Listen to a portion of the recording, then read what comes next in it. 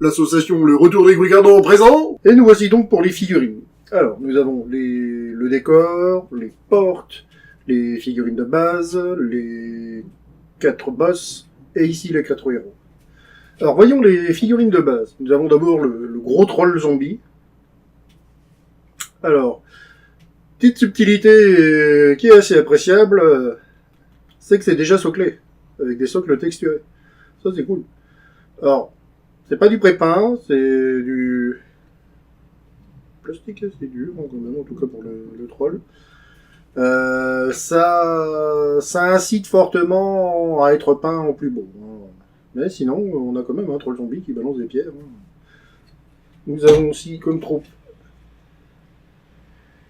divers morts-vivants. Ici des squelettes en armure. Je suis désolé, il n'y a pas super... J'arrive pas à faire le plus de points que ça, mais c'est du mantique, quoi. C'est du mantique amélioré. Pour ceux qui ont connu les premières figurines de King of War, il y a quand même un léger travail d'amélioration. Par contre, niveau zombies et ghouls, ils ont toujours été mieux que le Game Workshop. Ça, faut pas tortiller du cul. C'est une vérité universelle. Nous avons ensuite un zombie en armure. Un spectre. Avec son petit boulet. Hommage à Stevie Boulet, bien sûr. Les traditionnels arches et squelettes qui vont vous faire chier du cul. Et des revenants nains. Alors ça c'est classe, c'est quand même des revenants nains. C'est pas banal, hein, on n'en croise pas souvent. Donc vous avez 2 fois le même sachet. On aurait préféré quand même avoir certes 2 fois le même sachet, mais avec aucune pose identique.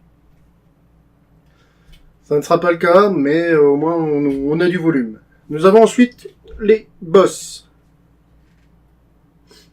Nous allons commencer encore une fois par le Troll Shaman Zombie, qui est assez original pour un Troll Shaman Zombie. Hein. Donc on a bien la poche Shaman, avec une tête de...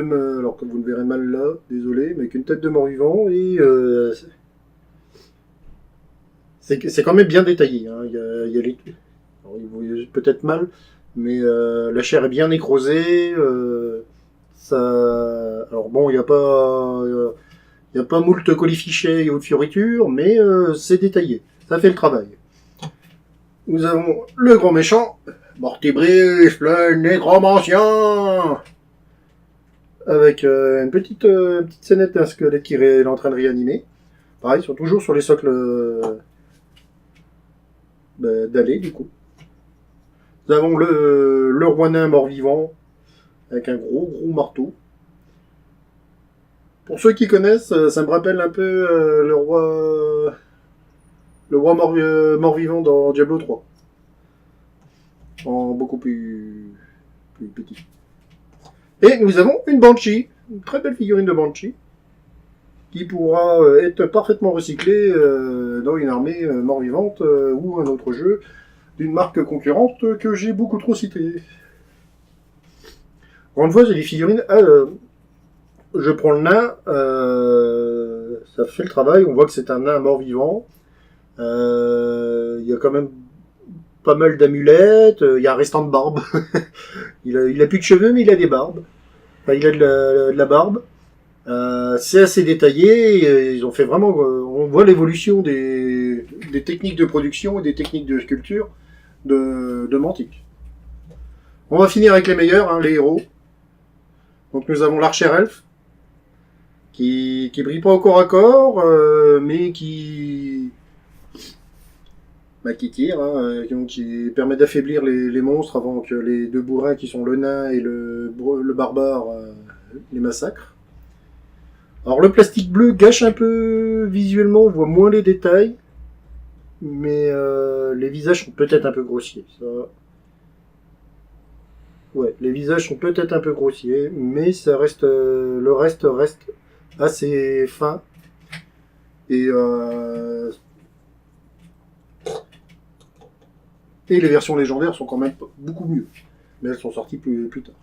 Dans mon barbare qui se promène à poil, hein, c'est un barbare en slip, mais qui tape comme une mulasse, et armé de sa hache Vorpal plus 15 contre les nabots des enfers.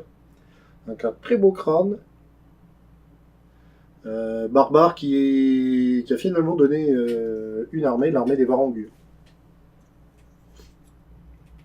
Nous avons le nain, qui est donc le neveu du roi nain, qui nous donne la quête. Attention, armé d'un gros marteau habituellement, et qui est moins grossier que les premières figurines des armées naines. On voit vraiment la différence. Il n'a pas la tête complètement disproportionnée. Je n'aimais pas vraiment les figurines des nains de Mantic. J'adorais leur mort-vivant. Les elfes, je les trouvais un peu pâteaux, mais ça allait encore. Mais les nains, non quoi, non, c'était pas possible. Hein. Je vais être franc avec vous, Mantic France, Mantic Tocourt, les premiers nains, non, pas moyen, pas moyen. Et là, on a un nain, quoi. On a un nain bien proportionné, qui n'est pas comme dans les stéréotypes avec une barbe plus longue que son pénis. On voit qu'il porte un bon marteau, mais ça reste encore jouable au niveau.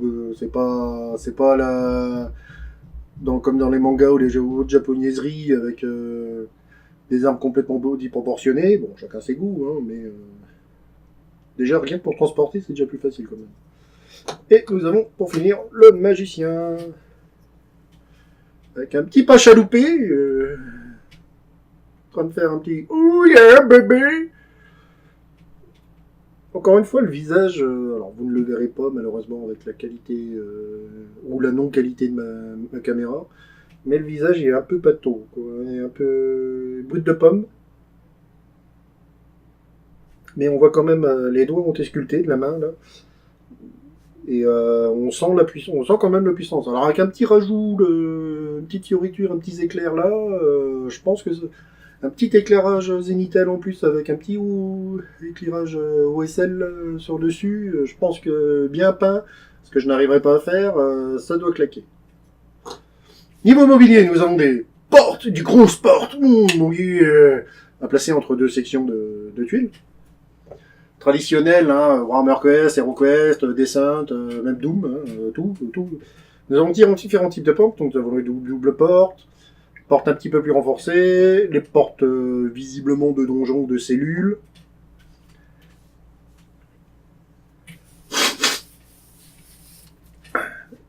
Niveau mobilier, donc nous avons les traditionnelles bibliothèques.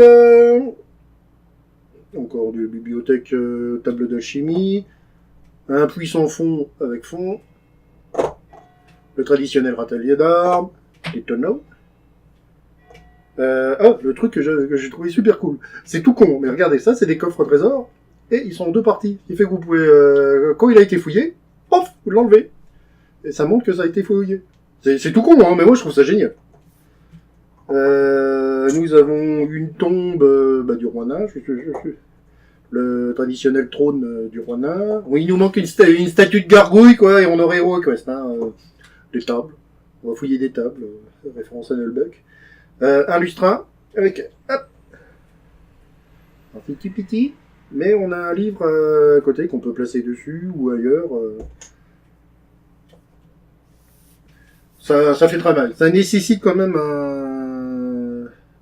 pour renforcer la cohésion, l'aspect graphique, pour rendre ça plus joli, ça nécessite quand même un travail de peinture. Hein. On va pas se cacher que ça ressemble quand même à du plastique. Hein. Même de loin, ça ressemble à du plastique. Une petite couche de peinture, un petit lavis, je pense que c'est un petit brossage. Même un truc vite fait, ça améliorera sensiblement la qualité graphique du produit. Donc voilà, c'était le unboxing de Donjon Saga, en partenariat avec Warhammer Shop. C'était mon cadeau de Noël, accessoirement. Hein, je me suis fait plaisir. Et on enchaînera peut-être, je ne vous promets rien, sur d'autres vidéos pour savoir le contenu des règles et pourquoi pas quelques parties. Je vous remercie de m'avoir regardé cette vidéo. N'hésitez pas à la partager, à commenter, à aimer. Et aimez-vous surtout la caca sacunue.